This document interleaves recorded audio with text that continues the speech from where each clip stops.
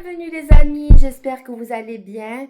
Aujourd'hui, l'expérience que je vais vous raconter est l'expérience d'un monsieur, un abonné qui a voulu me partager son histoire.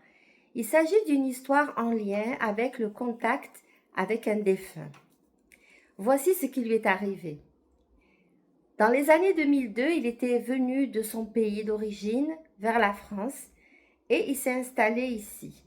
Il n'avait pas de visa, donc il n'avait pas de papier et donc il ne pouvait pas vraiment avoir des documents de voyage pour aller voir sa famille, pour voyager tout simplement. Donc dans cette situation-là, il était quand même coincé.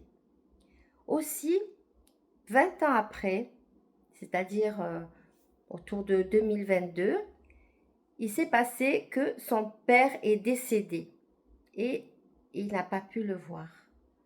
Donc, il était vraiment très, très, très mal. Aussi, il a appelé la famille au bled.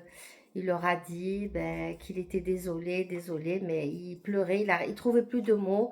Il était complètement perdu, d'autant plus qu'il avait beaucoup de choses à régler avec son père qu'il ne réglera jamais.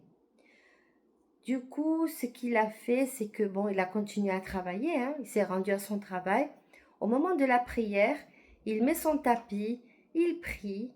Au moment de se lever, avec les mains pour faire sa prière, il voit son père au loin qui lui fait un coucou avec un sourire. Et là, il était choqué. Il était choqué. Il a raconté ça à ses parents. Et là, en fait, il venait de vivre un vécu, c'est-à-dire un contact subjectif avec le défunt. Et ça arrive souvent quand on a perdu quelqu'un. Il est possible que l'âme de cette personne puisse venir nous faire un petit coucou, nous donner un petit signe.